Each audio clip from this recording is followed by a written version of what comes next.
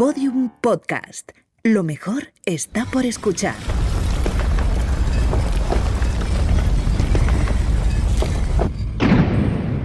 Dentro de la pirámide, con Nacho Ares. Podium Podcast.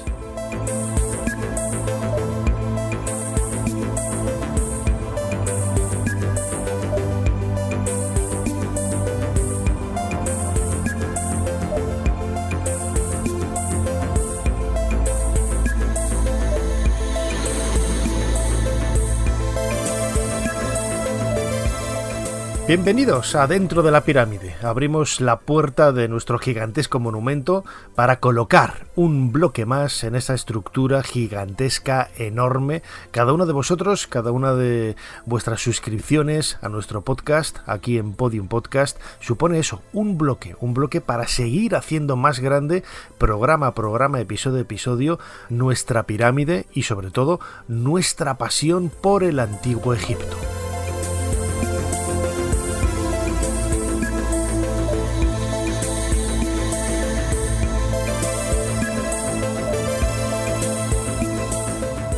Recordad que nos podéis seguir, además de la plataforma de la aplicación de Podium Podcast, la mejor de todas, pero también lo podéis hacer a través de Spotify, de iVoox, de Google Podcast y de prácticamente todas las plataformas de audio. Ahí vais a encontrar la forma de interactuar también con nosotros y todos los contenidos que hemos estado ofreciendo a lo largo de estas 4 temporadas. Empezamos ya hace casi 4 años, justo al comienzo de la pandemia, abordando temas muy variados y algunos de ellos que tienen una colación y un perfil muy cercano a nosotros. Hablar de Egipto no siempre es hablar de una cultura, de una civilización distante a nosotros en el tiempo. Es cierto que han pasado casi 2000 años desde el último hálito de respiración de la cultura de los faraones, pero muchos de esos elementos civilizadores se han perpetuado en nuestra forma de pensar, en nuestra forma de sentir, en la religión, en nuestra vida cotidiana,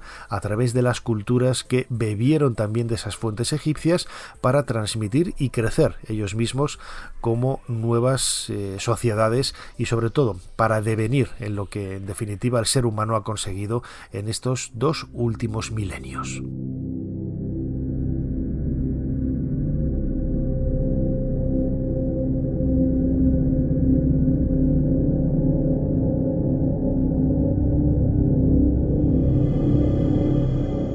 No es la primera vez que abordamos el tema de los paralelos que hay entre la religión cristiana y el Antiguo Egipto.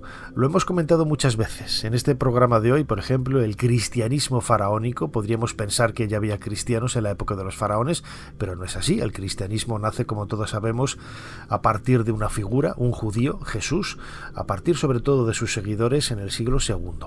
Pero bien es cierto que muchos de los elementos que podemos encontrar en esta religión tienen un trasfondo absolutamente faraónico. Y esto no significa en absoluto que el cristianismo sea un plagio, sea una copia, en absoluto, porque todas las religiones han hecho siempre lo mismo.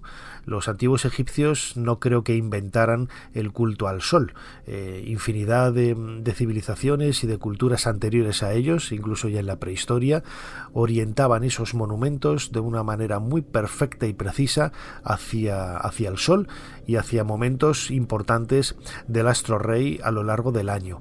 ¿Qué hicieron los egipcios? Bueno, pues quizás sofisticar, ¿no? O por lo menos encauzar de una manera un poco más sólida este tipo de creencias con un apego que resultó pues de mucho peso a la hora de intervenir, me atrevería a decir, ¿no? En el pensamiento de religiones posteriores, porque bien es cierto que muchas de esas religiones posteriores, sobre todo en el ámbito helenístico, en Grecia y en Roma, a partir del siglo III, II, antes de nuestra era, y sobre todo en los primeros siglos de la era cristiana, muchas, como digo, de esas nuevas creencias, de esos pensamientos, tomaban referencias del pensamiento faraónico. No hay que olvidar que Alejandría, la ciudad de Alejandría, después de la llegada de Alejandro Magno en el siglo IV antes de nuestra era, era la cuna del conocimiento y del saber en el mundo antiguo, sustituyendo a Atenas en este papel que la ciudad griega había tenido pues pocos siglos antes con los grandes filósofos y la época clásica del mundo griego.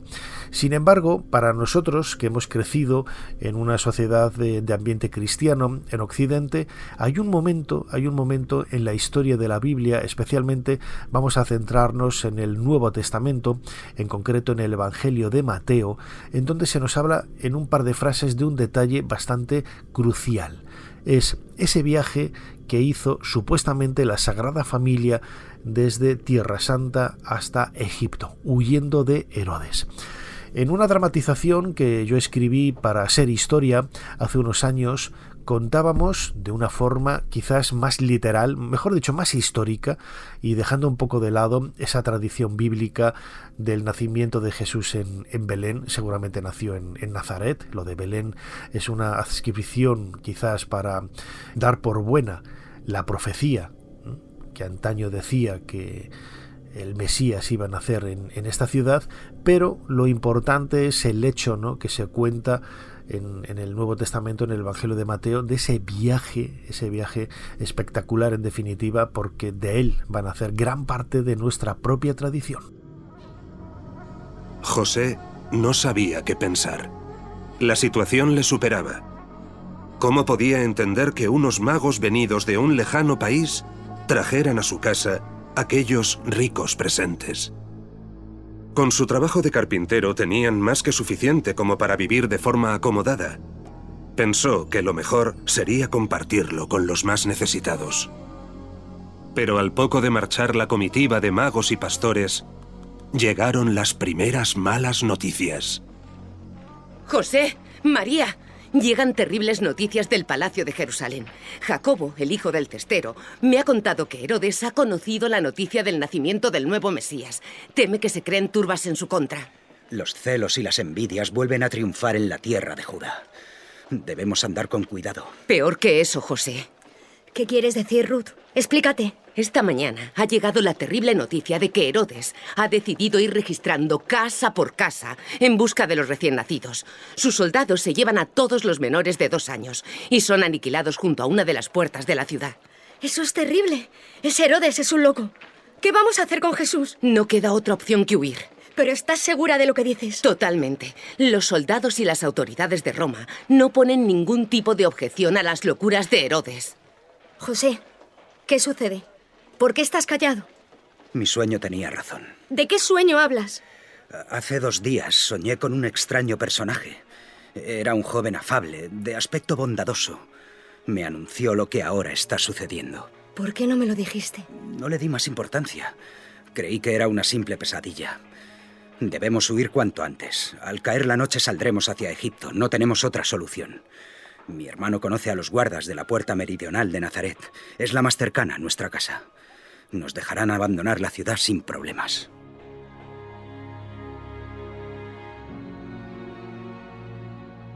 José y su joven esposa fueron conscientes por primera vez de la responsabilidad que Dios les había entregado. Tras la puesta de sol, los 3 salieron en un carro hacia el mar. Querían evitar a toda costa pasar por Jerusalén. Pocas semanas después alcanzaron la provincia romana de Egipto, en donde la ciudad de Menfis los acogió con los brazos abiertos. Allí vivieron más de 10 años, el tiempo necesario para que Herodes y sus sangrientos sucesores desaparecieran para siempre. Siendo muy anciano, el carpintero contó este suceso a mi padre, Mateo, uno de los seguidores de Jesús. Él conoció al maestro y a sus padres, María y José. Yo no tengo por qué dudar de la certeza de esta historia, y como tal ahora la pongo por escrito sobre este modesto papiro, junto a la misma casa en donde nació Jesús, aquí en Nazaret, con la esperanza de que alguien lo encuentre algún día.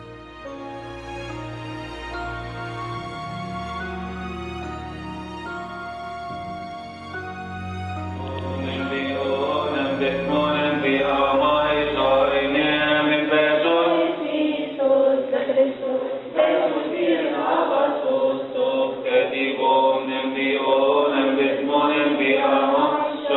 Escuchamos un canto registrado en una iglesia copta, en concreto la iglesia de San Sergio Abu Serga en el barrio copto de El Cairo, una de las partes más antiguas de la ciudad y que hunde sus raíces en esa antigua Babilonia, como era llamada esta parte de la ciudad, pues hace prácticamente más de 1500 años. En este emplazamiento es donde empiezan a surgir las primeras comunidades en esta ciudad, muy cerquita de lo que antaño era Memphis, comunidades cristianas. La iglesia cristiana ortodoxa copta nace como tal en Alejandría, con una tradición muy parecida, una leyenda, habría que decir, muy parecida a la que nosotros tenemos en España, ¿no? Con la llegada de Santiago. Ellos adscriben la presencia de San Marcos en algún momento en ese siglo I para evangelizar y fundar la iglesia de Alejandría. Sin embargo, no hay una sola evidencia histórica que así lo demuestre. Son todo tradiciones que comienzan mucho tiempo después. Las primeras menciones de San Marcos comienzan mucho tiempo después, en el siglo IV, y las primeras menciones de anacoretas, de cristianos coptos en cuevas a lo largo del desierto en Egipto, desgraciadamente no mencionan en ningún caso la presencia de San Marcos, lo que hace precisamente sospechar que todo no es más que una leyenda que surge a partir del testimonio de un obispo en el siglo IV, en el 300 y pico de nuestra era.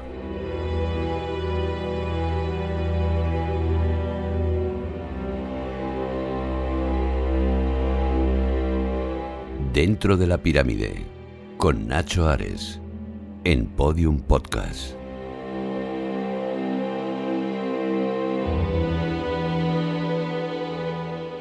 Lo que nadie puede negar es que los herederos directos, podríamos decirlo así, de los antiguos pobladores del Valle del Nilo en la época de los faraones son precisamente los coptos, los cristianos que viven en Egipto. Es cierto que con la invasión árabe y la implantación del Islam, de la religión, en el siglo VII hubo una mezcla muy grande, pero podemos decir que los cristianos coptos han mantenido, ¿no?, quizá esa pureza, entre comillas, ¿no?, con todas las comillas del mundo, que no se me entienda nada distinto, a ese pueblo faraónico anterior. Y no solamente desde el punto de vista quizás del aspecto físico, podríamos decirlo así, sino también de muchos elementos culturales, ¿no? Las investigaciones que se han realizado, por ejemplo, por musicólogos contemporáneos como Rafael Pérez Arroyo, para intentar reconstruir cómo era la música, cómo podía sonar la música, las melodías de la época de los faraones del antiguo Egipto, lo han hecho a través de cantos coptos. Precisamente Champollion también consiguió dar con la clave para descifrar la piedra de Rosetta a través del copto, ¿no?, la escritura copta, que es en realidad prácticamente la misma lengua de los antiguos egipcios, con letras griegas, añadiendo 6 o 7 letras nuevas. Esto nos está haciendo ver el impacto, ¿no?, que tuvo el mundo copto con respecto a esa influencia recibida de los antiguos egipcios. Algunos de los santos más importantes del mundo de los coptos, como por ejemplo San Jorge, que está basado en una leyenda del siglo IV, creo que es también de un legionario romano, y que la Iglesia Católica desestimó y sacó ya del santoral hace varias décadas, aunque lo volvió a readmitir, no tanto como un santo, sino como un personaje que, bueno, pues recibe la devoción y que como tal se consiente, pero no tiene ningún tipo de historicidad. La figura de San Jorge también lee muchos de esos aspectos que podemos entrever en la mitología egipcia, ¿no?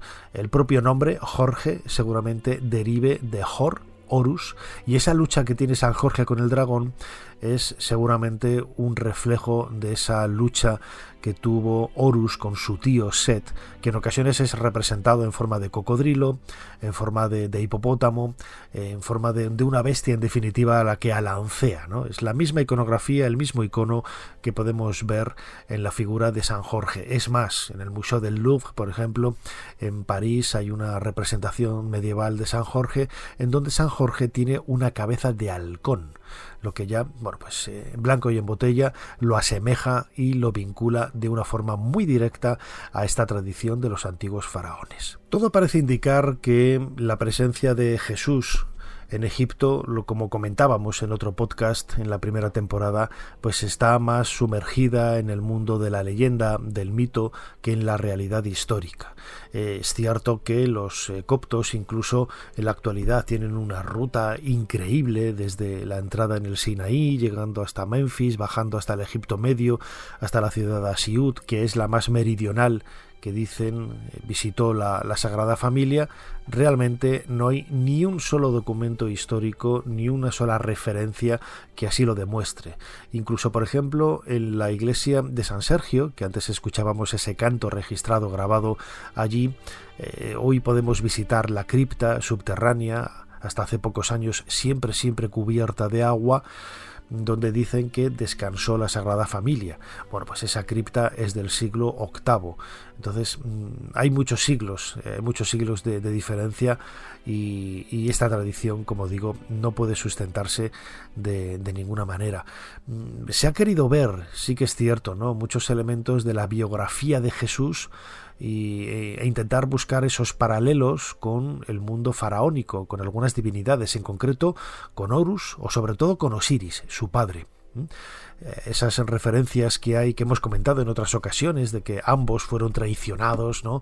Tanto Osiris como Jesús fueron traicionados por una persona muy cercana, en el caso de Jesús por un apóstol, en el caso de Osiris por su propio hermano, que los dos resucitaron al tercer día y que en definitiva, bueno, pues concuerda esa vida paralela como si fuera la vida, el relato del héroe, con una serie de obstáculos que va teniendo a lo largo de su vida para finalmente triunfar, ¿no?, en el colofón, casi después de la muerte, en un estadio que tiene un común denominador con muchas creencias y con muchos mitos y con muchos personajes del mundo antiguo.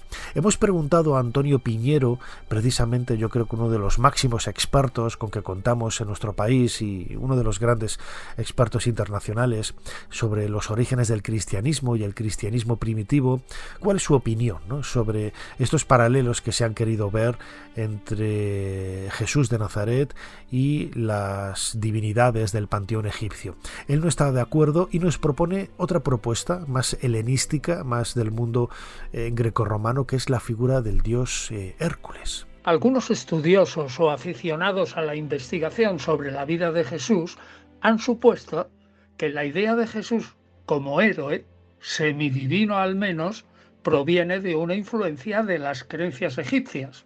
Por ejemplo, en el Evangelio de Marcos, el autor presenta a Jesús en vida, aunque a veces de una manera subliminal, como el guerrero humano divino que con su hacer prodigioso se enfrenta y consigue la victoria sobre Satanás, el príncipe de este mundo. Bien, pero a mí personalmente la teoría de la influencia egipcia para dibujar a Jesús como un héroe no me parece correcta, o bien no me acaba de convencer, porque el ambiente cultural del que se nutren las biografías populares, pero teológicas, de Jesús, porque no otra cosa son los evangelios, sino biografías populares, es el ambiente de Grecia y Roma, el ambiente greco-romano y su influencia cultural en el Mediterráneo oriental, Israel concluido, influencia que era muy notable. Y en ese ambiente cultural grecorromano creo que la figura que más ha podido influir en la mente de los evangelistas para ensalzar y magnificar a su héroe al escribir su vida pública fue compararlo con Heracles o Hércules. Como ha señalado el especialista judío Marcel Simon en una obra en francés que no sé si estará traducida, las dos figuras, Jesús y Hércules, tienen rasgos muy parecidos. Hércules nace de la unión de un dios, Zeus, que se une a una mortal, Almena. Surge así un ser ya semidivino desde su nacimiento, como el Jesús que aparece en el inicio de los evangelios de Mateo y Lucas. Ya casi recién nacido, se enfrenta a Hércules a un grave peligro, el ataque de dos enormes serpientes a las que ahoga con facilidad, como Jesús que sufre el ataque fallido de Herodes, la matanza de los inocentes. El resto de la vida de Hércules está llena de otras hazañas, los llamados 12 trabajos de Hércules. Estos trabajos se corresponden con la vida azarosa de Jesús, perseguida por Herodes Antipas, que ya había asesinado a su maestro Juan Bautista, y por otros enemigos, los sacerdotes de Jerusalén. Aparte de una vida trabajosa, Hércules realiza otras proezas. Por ejemplo, luchar y vencer a los gigantes, al igual que Jesús, que derrota al mismísimo Satanás con sus exorcismos.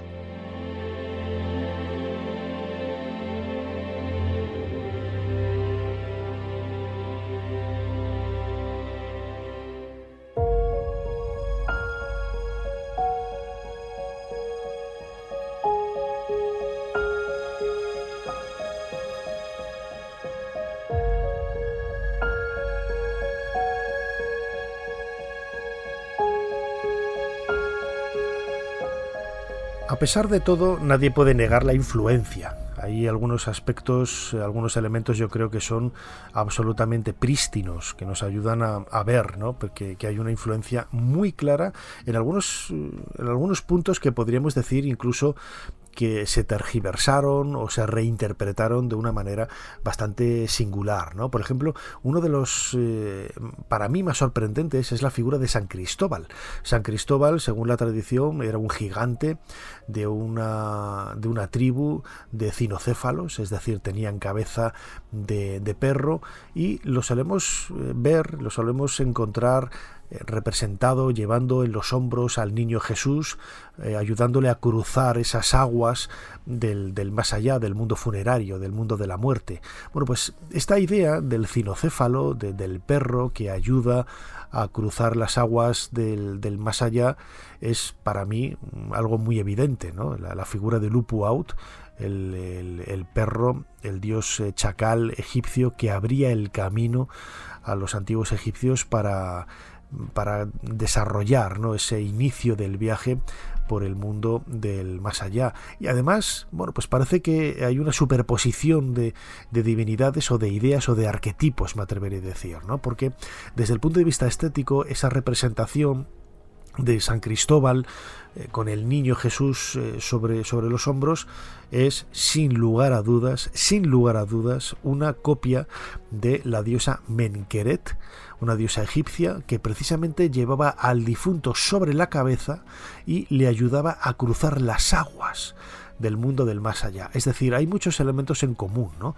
que nos está haciendo ver que precisamente, no voy a decir que los cristianos copiaran descaradamente de los egipcios, se vieron influidos, porque, insisto, lo que decía al principio, no creo que tampoco los egipcios fueran los ideólogos y los creadores de muchas de estas ideas. Ellos quizás pueden tener la virtud de haber sido los primeros en ponerlos por escrito, pero no creo que ellos fueran los ideólogos o los que crearan, mejor dicho, estos mitos.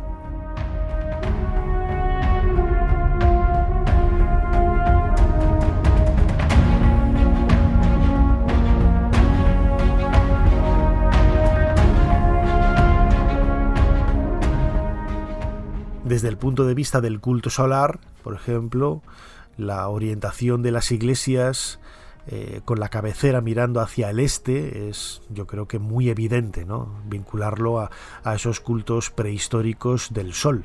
El sacerdote, hasta hace pocas décadas, daba la espalda a los feligreses, mirando hacia el sol naciente. Es decir, es una proyección de ese texto que leemos en el Evangelio de San Juan, cuando Jesús dice: yo soy la luz del mundo. Es decir, haciendo acopio de toda esa tradición milenaria del culto solar, que no solamente vemos en Egipto, sino que lo vemos también en otras culturas y en otras religiones de la prehistoria o del mundo antiguo. Esa orientación hacia el este, por ejemplo, lo vemos en muchos dólmenes y en muchos monumentos prehistóricos. Pero quizás en el caso de las iglesias, la orientación este-oeste del eje principal nos tiene que hacer ver, pues, quizás una influencia más cercana a la cultura del Valle del Nilo. En la cabecera está el este, por donde sale el sol, y por donde entra el feligrés es por el oeste. Es como si estuviera haciendo ese viaje inverso desde el punto donde se pone el sol hacia el punto por donde sale, para renacer hacia una nueva vida.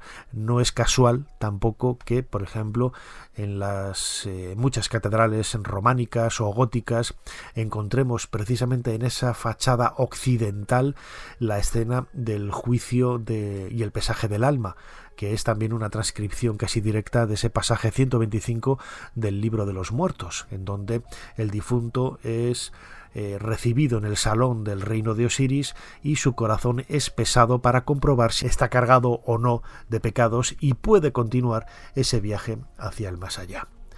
Uno de los investigadores que más ha trabajado el vínculo existente entre los orígenes del cristianismo y Egipto es Yogari Pujol.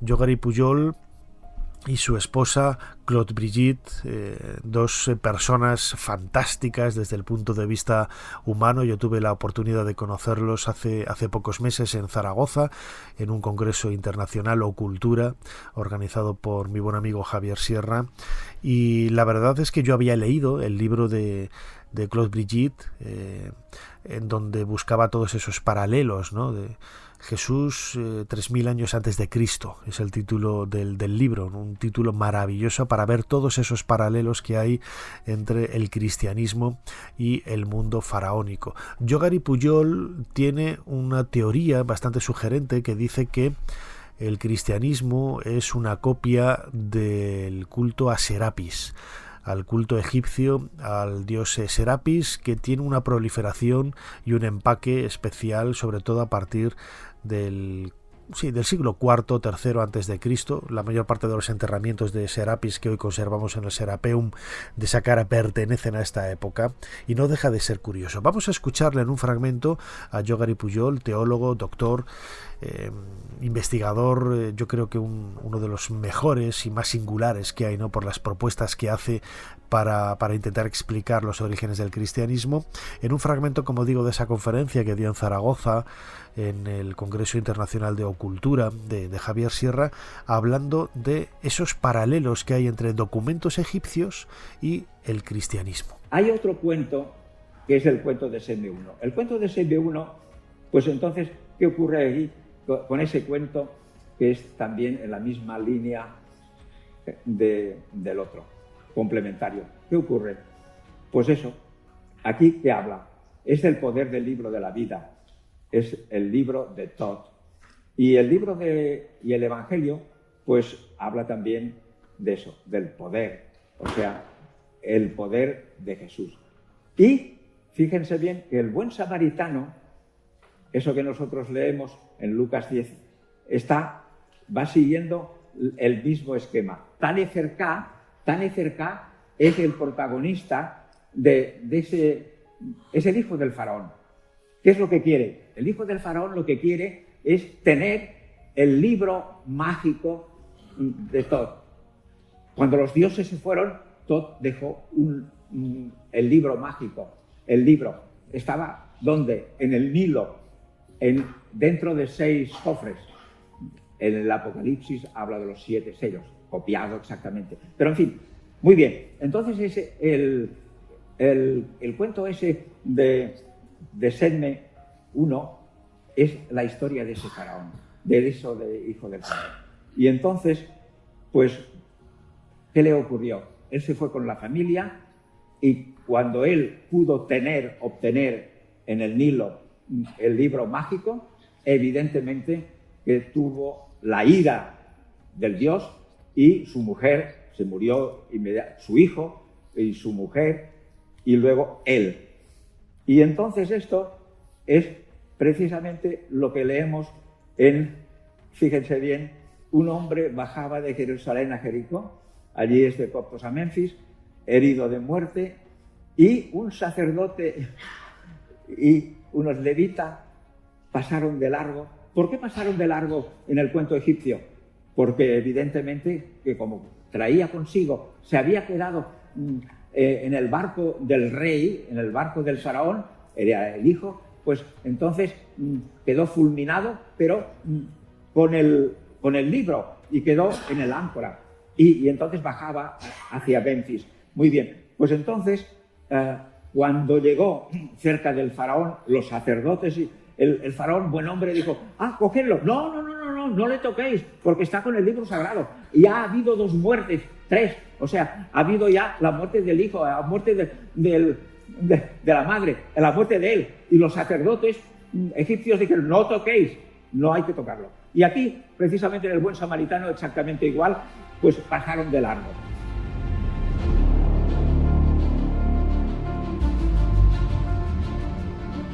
Dentro de la pirámide, con Nacho Ares, Podium Podcast.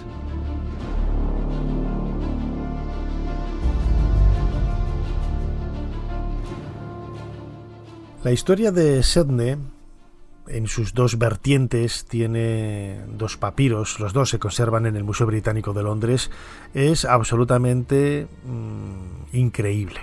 No tengo otra palabra para poder describirlo. Es cierto que quizás tampoco hay que echar las campanas al vuelo, ¿no? Porque es un texto del siglo II, III de nuestra era, es casi contemporáneo del nacimiento del cristianismo, no de Cristo, del cristianismo, aunque es fácil pensar que se trata de un relato mucho más antiguo de la tradición faraónica, del que solamente, por desgracia, hemos heredado este documento, esta copia de hace apenas 1800 años, ¿no? Del siglo II o III. Y digo que es increíble porque cuenta con algunos ejemplos que realmente podemos traspolar, ¿no?, a la biografía de Jesús. La historia de ese niño que aparece reflejada en el papiro, que llega al templo y empieza a hablar con elocuencia de aspectos de la religión, etcétera, con 12 años o 13 años, da la misma edad que la tradición da a Jesús cuando visita el templo siendo un crío y comienza a hablar con esa vehemencia y esa elocuencia de la religión. Bueno, pues podemos ver un paralelo bastante claro, ¿no? En muchos aspectos de la literatura egipcia tienen sus reflejos en los textos del Nuevo Testamento y del Antiguo Testamento también, ¿no?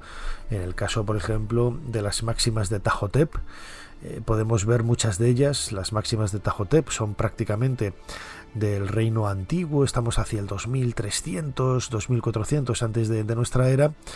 Muchas de esas máximas morales las podemos encontrar en boca de Jesús.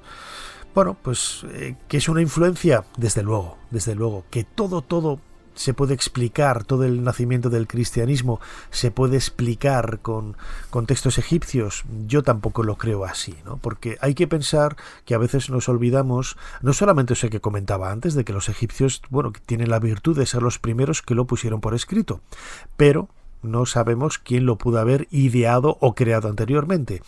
Pero en todo el orbe de ese momento, de Mesopotamia, de Oriente Próximo, del norte de África, en ese tramo más oriental del Mediterráneo, vamos a ver muchos elementos comunes de religiones, de pensamientos, incluso de estética, ¿no? Muchas veces la gente me pregunta, ¿y por qué los egipcios representaban de perfil a las personas? Digo, bueno, pues igual que los sumerios, igual que los asirios, igual que los persas, igual que el arte primitivo griego, siempre se representaba de perfil. Era algo común en ese Mediterráneo oriental. Y bueno, pues quizás nosotros pensamos únicamente en el mundo egipcio porque es el referente más espectacular, más cercano a nosotros, el que más nos llena y el que más nos llega al corazón. Pero hubo muchos otros que pensaban y representaban de la misma forma. Por eso que quizás puede resultar un poco arriesgado, ¿no?, decir que todo el cristianismo está sustentado en el culto a Serapis, en ese culto que ayuda también con esa idea del renacer en el más allá que por primera vez incorpora el cristianismo. Hemos preguntado a Javier Alonso, nuestro biblista de cabecera, junto con Antonio Piñero. Antonio Piñero es catedrático, no lo he dicho antes, de filología griega de la Universidad Complutense de Madrid, ya jubilado, retirado, pero sigue siendo una de las cabezas pensantes más importantes importantes del cristianismo primitivo, y Javier Alonso, uno de sus alumnos más destacados, biblista, uno de los mejores divulgadores, y que ha pasado, por ejemplo, por nuestro programa hermano Ser Historia en infinidad de ocasiones, nos da su opinión sobre esta idea, ¿no?, de que quizás sí o no el cristianismo puede estar influenciado o directamente inspirado por el mundo egipcio. Bien, indudablemente la figura de Jesús de Nazaret, no como ser humano, sino como Jesucristo, tiene rasgos míticos que encontramos en una forma muy parecida en la mitología egipcia. Pueden venir de ahí, pero indudablemente también, y creo que incluso de una forma más llamativa, hay rasgos también que se pueden encontrar dentro de la mitología griega, la romana, el culto imperial, de manera que al final lo que tenemos es que dentro de la construcción mítica de Jesucristo lo que hay es una mezcla de los elementos comunes a todas las civilizaciones del Mediterráneo oriental de la época. Bueno, yo creo que es muy arriesgado afirmar que el culto a Jesús procede del culto al Serapis egipcio. Creo más bien que el culto a Jesucristo como una figura divina es el resultado de una serie de fenómenos que tienen su origen en el judaísmo de la época, y en realidad todos los elementos necesarios para explicar el paso de una figura humana a una figura divina los podemos encontrar en el propio judaísmo. A partir de Pablo de Tarso y los teólogos o primeros padres de la Iglesia posteriores, se va elaborando una concepción cada vez más complicada de Jesús, en la que se añaden otros elementos. ¿Egipcios también? Pues sí, pero creo que apuntar solo en una dirección en realidad es un error básico, y además apuntar en una dirección lejana al punto de origen de Jesús, cuando lo que hace Yogar y Pujol es ignorar el propio mundo en el que nace Jesús, que es estrictamente judío, pues creo que simplemente es erróneo. Creo que hay elementos valiosos, interesantes en su investigación, pero globalmente creo que está equivocado.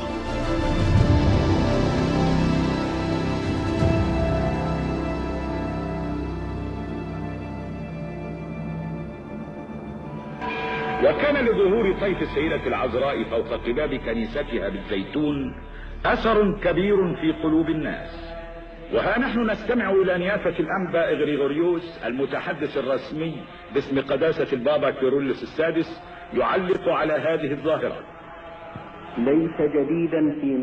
Escuchamos de fondo un fragmento de la televisión egipcia en donde se hace eco de uno de los fenómenos más insólitos, más extraños de los últimos 50 años, ¿no? Las apariciones de la Virgen María en Zaytum, una pequeña iglesia del Cairo, que luego tuvo como referencia otras iglesias a lo largo y ancho de Egipto.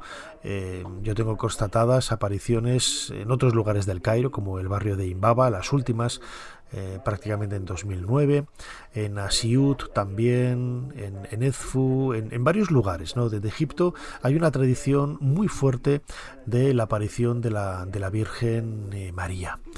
Hemos hablado en muchas ocasiones ese paralelo que existente entre la Virgen María y la divinidad Isis, la diosa Isis, la esposa de Osiris, la madre del dios Horus, ¿no? Todos tenemos en mente esa representación de la diosa Isis con el niño Horus en el regazo, y ese paralelo que hay de la Virgen María con el niño Jesús en el regazo, con la bola del mundo en la mano, manifestando esa idea de heredad, ¿no? del mundo, del gobierno del mundo, del control de todo.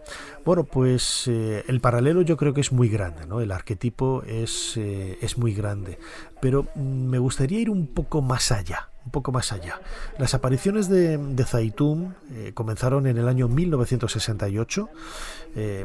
Se decía, ¿no?, que todo el mundo del Cairo las había visto, o por lo menos conocía a alguien que las había visto. Se desarrollaron en el tiempo varios años. Incluso el presidente Nasser fue testigo de esas apariciones. Hay algunas fotografías en donde se pueden ver esas luminarias, extrañas luminarias, por encima de las cúpulas de una pequeña iglesia. La iglesia de Zaytún es una iglesia muy pequeña. Yo siempre he comentado lo mismo. La altura máxima de las cúpulas es unos 10-15 metros como mucho. Es decir, lo que hubiera allí arriba estaba muy cerca de los testigos. Entonces, este tipo de apariciones son bastante recurrentes en Egipto, ¿no? Por el apego que tiene la Virgen María en la tradición de los cristianos coptos, quizás por heredar ese aspecto isíaco de la religión de los antiguos faraones. Vamos a escuchar a Jacobo Youssef, buen amigo. Él es copto, él es cristiano, y él fue testigo cuando tenía apenas 6 años de esas apariciones. Se lo deja muy claro. Él vio solamente las luminarias, no vio la imagen femenina perfectamente definida que algunas fotografías totalmente falsificadas que salieron a la luz en aquellos días, pero sí que vio las luminarias y el ambiente que rodeaba a estas apariciones tan sorprendentes que, como digo, prácticamente duraron casi 4 años o 5 años, hasta bien entrada la década de 1970.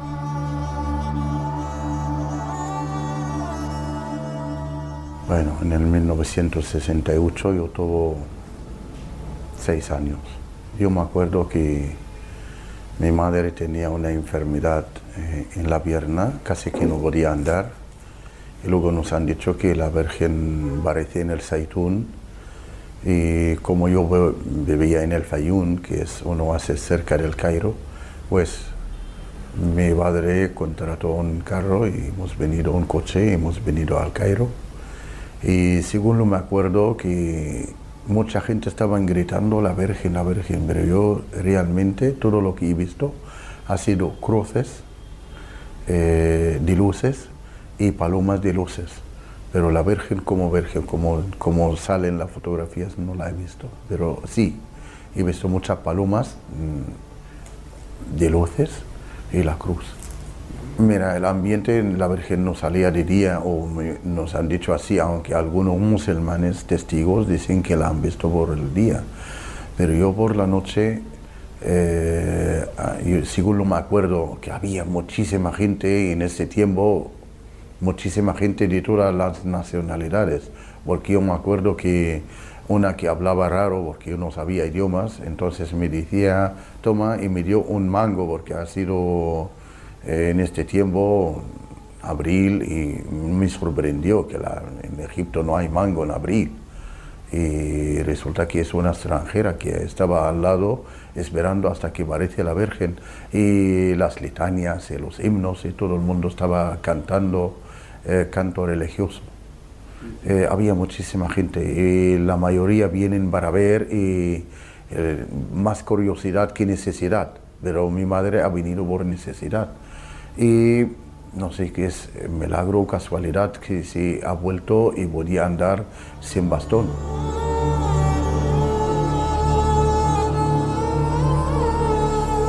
Dentro de la pirámide, con Nacho Ares, Podium Podcast.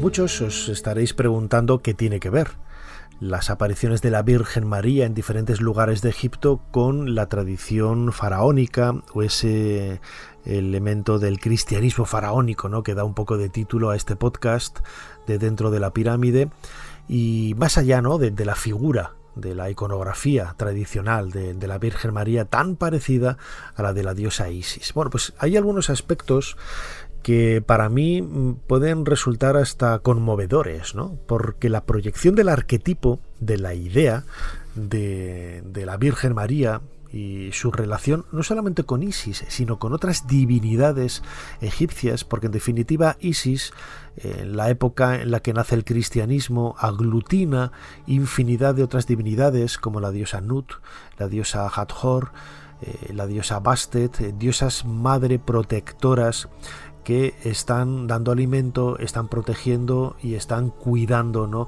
del difunto en ese viaje hacia el más allá. Isis, como digo, aglutina todo ese arquetipo, todo ese conjunto de ideas que estas divinidades egipcias habían desarrollado a lo largo de prácticamente 3.000 años en la historia de los faraones. Bueno, el libro de los muertos, en el capítulo 59, tenemos una representación, una escena que es muy popular, aparece muchas veces representada no solamente en papiros, sino también en la tumba de Senedjem, por ejemplo, la tumba excavada por Eduardo Toda, el primer egiptólogo español, vicecónsul de la embajada española, que colaboró con Gastón Maspegó en el estudio de la necrópolis de Deir el Medina, y en la década de 1880 él tuvo la oportunidad de excavar y vaciar y publicar la tumba de Senedjem, este jefe de los artesanos del reinado de Seti I, Ramsés II, seguramente el artífice de las pinturas de la tumba de Seti I y de su yerna Nefertari, que la podemos ver en el Valle de las Reinas. Bueno, pues en la techumbre de la cámara funeraria de Senedjem hay varias escenas del libro de los muertos, pero yo quiero hacer hincapié en una, que es la que está en la pared, en la parte norte de la bóveda, de la pequeña bóveda que cubre esta cámara funeraria de Senedjem. Vemos a el propio Senedjem junto con su esposa de rodillas, presentando sus respetos, adoraciones a una divinidad que es la diosa Nut, que les está ofreciendo una bandeja con todo tipo de alimentos para que puedan nutrirse en ese viaje hacia el más allá. Lo que llama la atención es dónde y cómo está la diosa Nut. La diosa Nut aparece fundida en la copa de un árbol, en este caso un sicomoro, un árbol también identificado con ese simbolismo mágico de ese viaje hacia el más allá. La idea de la diosa Nut en la copa del árbol a mí me recuerda mucho a ese concepto de las apariciones marianas características, en donde la Virgen se aparece en la copa de un árbol. Yo creo que el paralelo es bastante grande. No sabemos cuándo se dio el paso, cuándo se representó, pero quizás es un arquetipo que está acalado en la mentalidad del ser humano, y bueno, pues a través de la historia de la cristiandad tenemos infinidad de referencias, ¿no?, de apariciones marianas, supuestas apariciones marianas, bien en montañas, en cuevas, en árboles. La diosa Hathor, por ejemplo, también se representaba saliendo de una montaña, saliendo de la tumba, como si fuera en la cueva en donde vive el difunto, ¿no? Todos estos paralelos nos están haciendo ver que realmente se aglutina una serie de ideas que se proyectan y se reducen y se aglomeran de una forma sólida y consolidada en el aspecto mariano que hoy entendemos como las apariciones de la Virgen. Yo estoy convencido que esa idea de la aparición de la Virgen en una cueva viene de la salida de la cámara funeraria de la diosa Hathor. Esa aparición de la Virgen en un árbol viene precisamente de esa diosa Nut dando alimentos sobre la copa del árbol del sicomoro. Insisto, demasiados quizás paralelos y elementos parecidos que no encontramos con otras religiones del mundo, pero que sí que podemos ver en la historia de la religión del Antiguo Egipto, y que, como hemos descubierto en este podcast, tiene quizás más elementos en común con nosotros de lo que habíamos pensado nunca.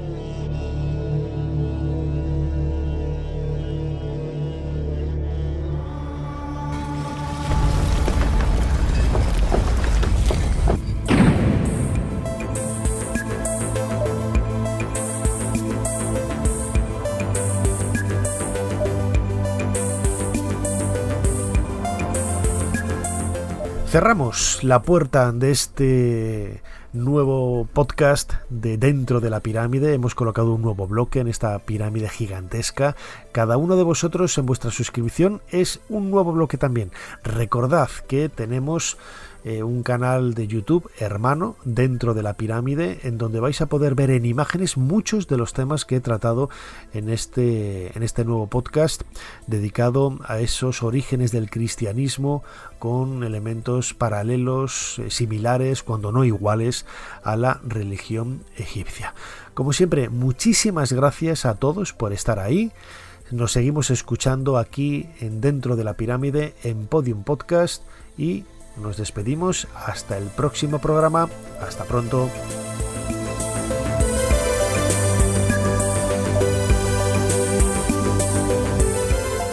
Dentro de la Pirámide con Nacho Ares en Podium Podcast.